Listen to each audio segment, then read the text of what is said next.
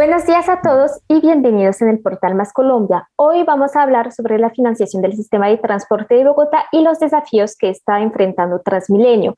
Para ello estamos con Iván Sarmiento, doctor en Ingeniería de Transporte y profesor en la Universidad Nacional de Colombia. Doctor Sarmiento, le agradecemos mucho por estar con nosotros. Muchas gracias, Eloís, por esta invitación. Entonces, vamos a empezar con una pregunta. Es que el 30 de julio, la Comisión de Hacienda del Consejo de Bogotá aprobó el proyecto presentado por la alcaldía. Este incluye 1.1 billones de pesos para subsanar el déficit financiero de Transmilenio. ¿En qué se va a invertir este monto?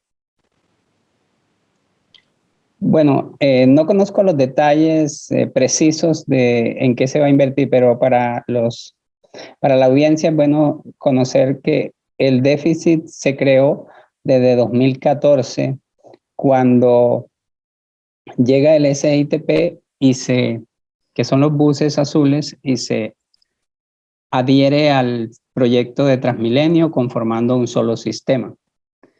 Entonces, este proyecto fue estructurado para que funcionara como una sola bolsa con Transmilenio.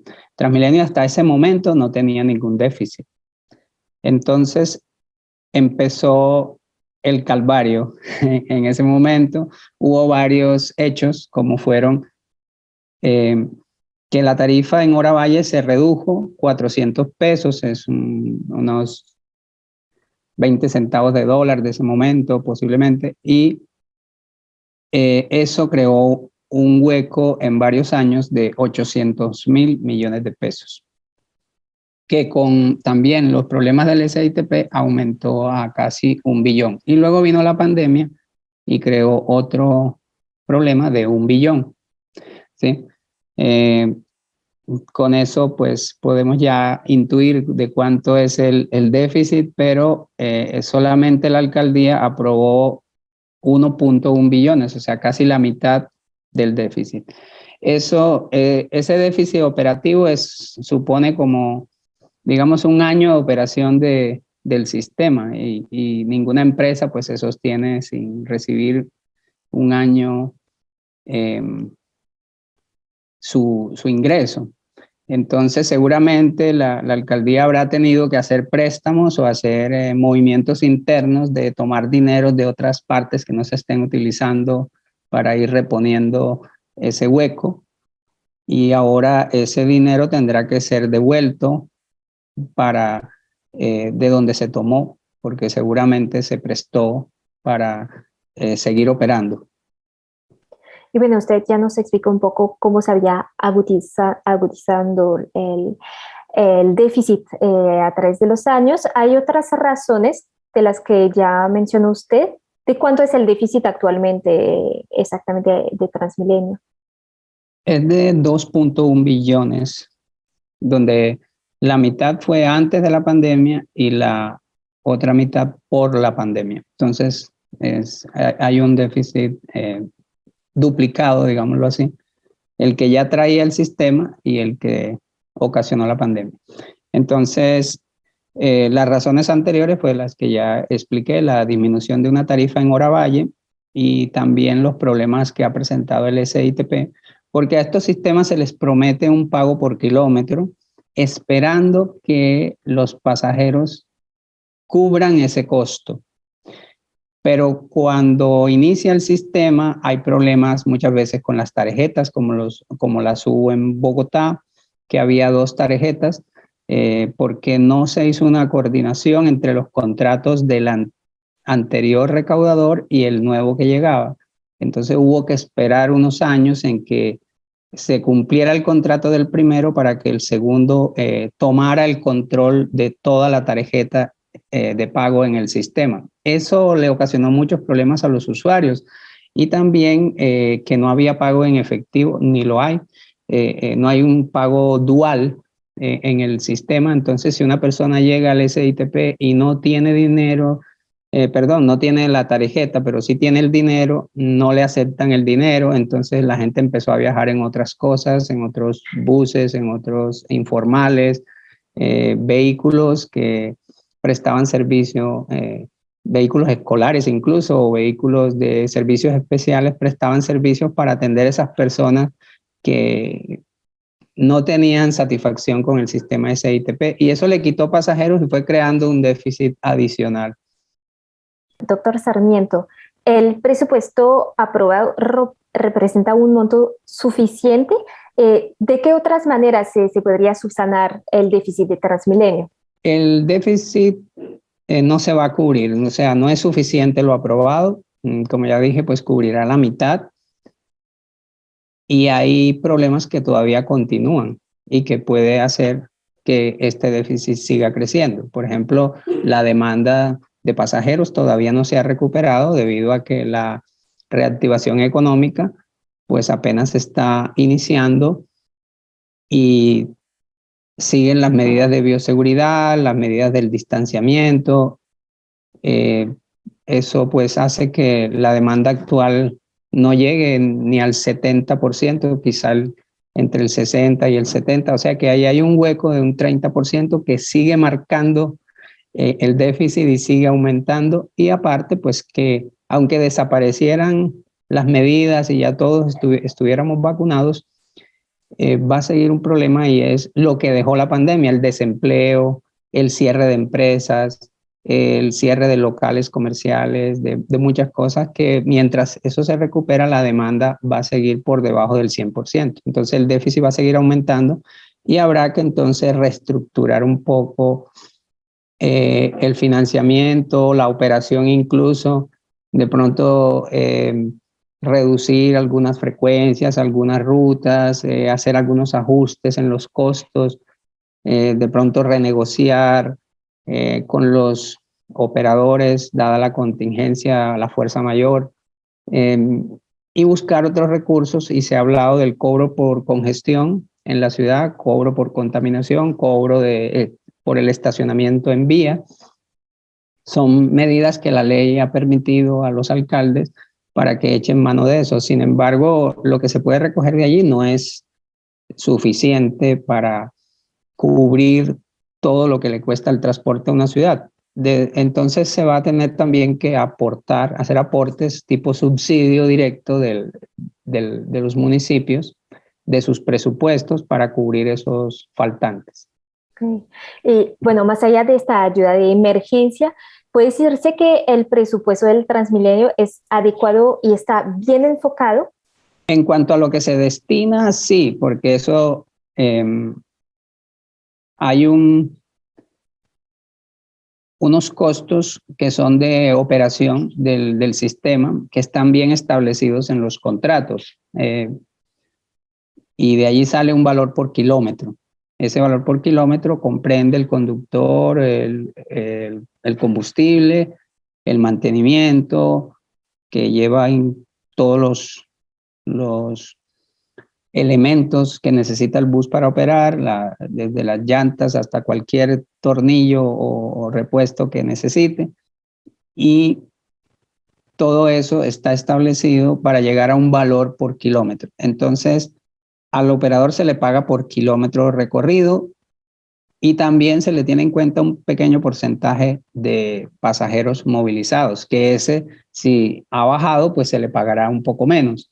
Pero normalmente el costo es por el kilómetro de operación, ese es el que más pesa.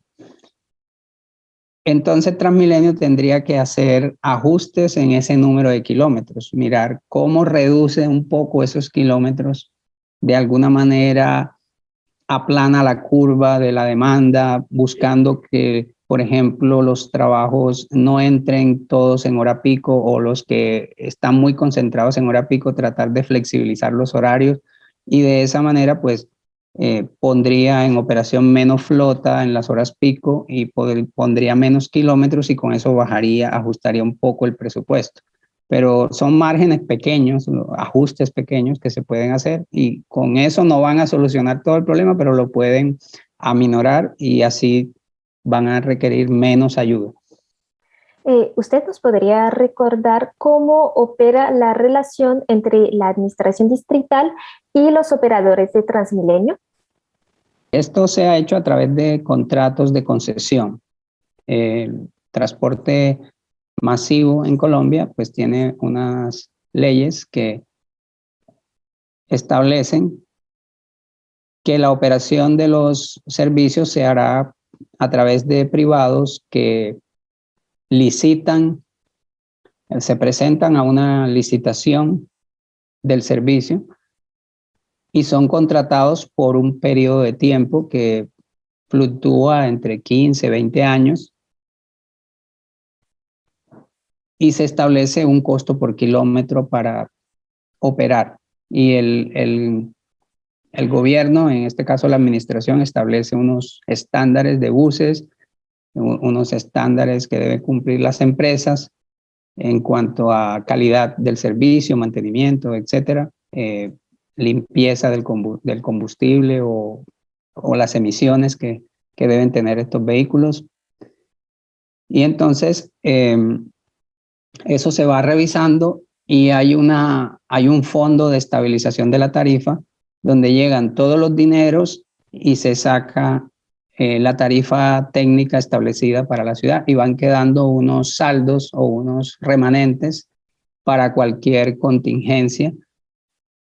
Pero esta contingencia ha superado todo lo que ese pequeño fondo podía surtir o podría ayudar. Entonces ya fue agotado totalmente. O sea que ya no hay reservas, digámoslo así, ya no hay ahorros para poder completarlo. Y es ahí, a esa bolsa, donde va a llegar esa ayuda que se necesita. Doctor Sarmiento, usted nos contó cuál fue el impacto de la pandemia en el déficit Transmilenio. ¿Usted se sabe cuál fue el impacto del paro nacional?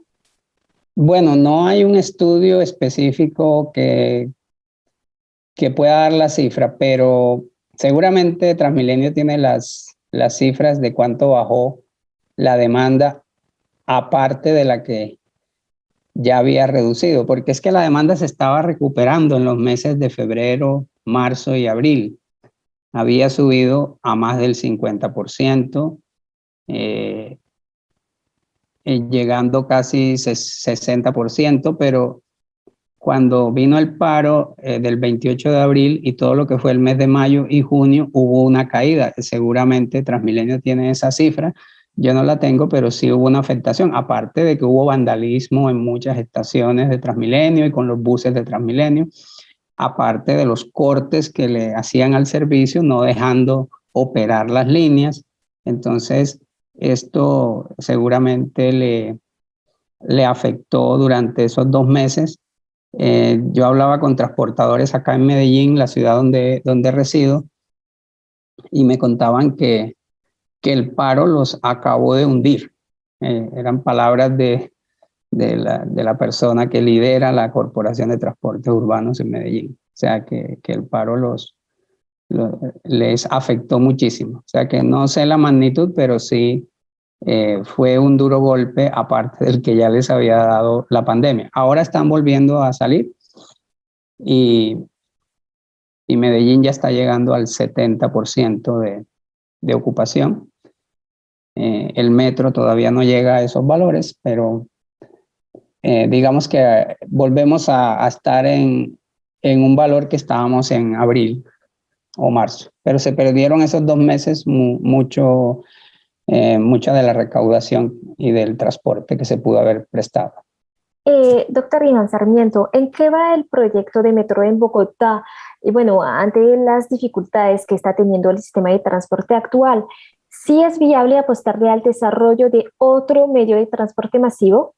Sí, el metro de Bogotá es una necesidad de la ciudad, independientemente pues de la pandemia y de todas estas crisis que se han presentado financieras.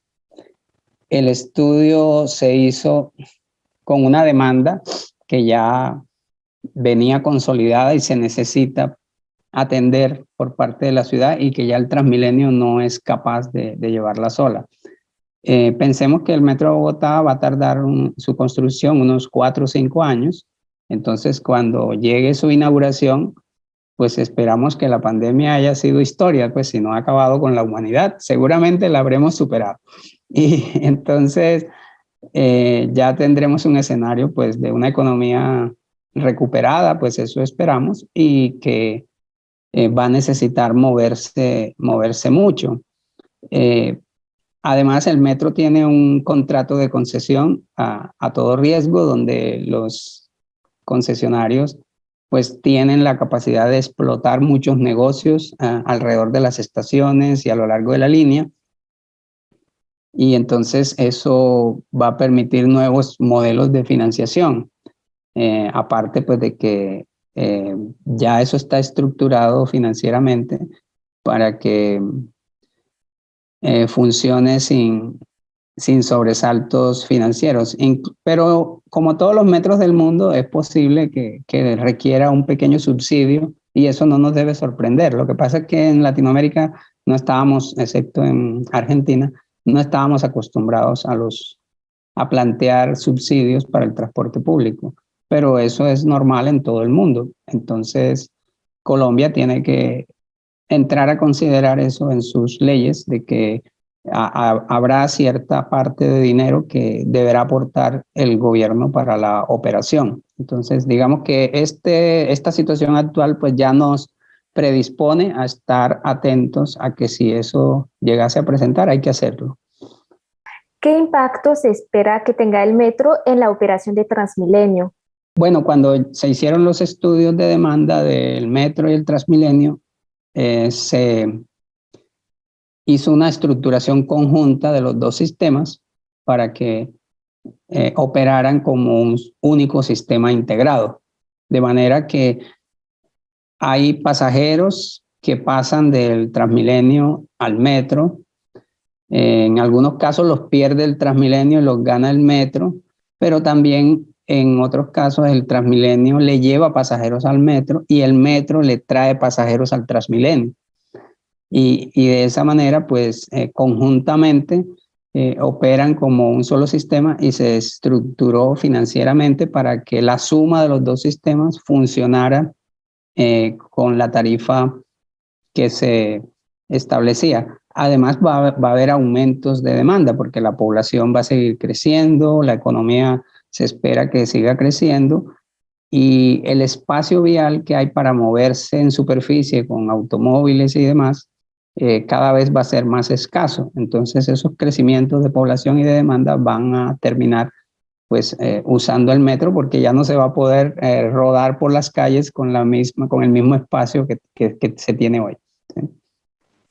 Bueno, doctor Iván Sarmiento, desafortunadamente se nos acabó el tiempo. Le agradecemos mucho por haber estado con nosotros y esperamos contar de nuevo con su participación en el portal. Claro que sí, muchas gracias por la invitación.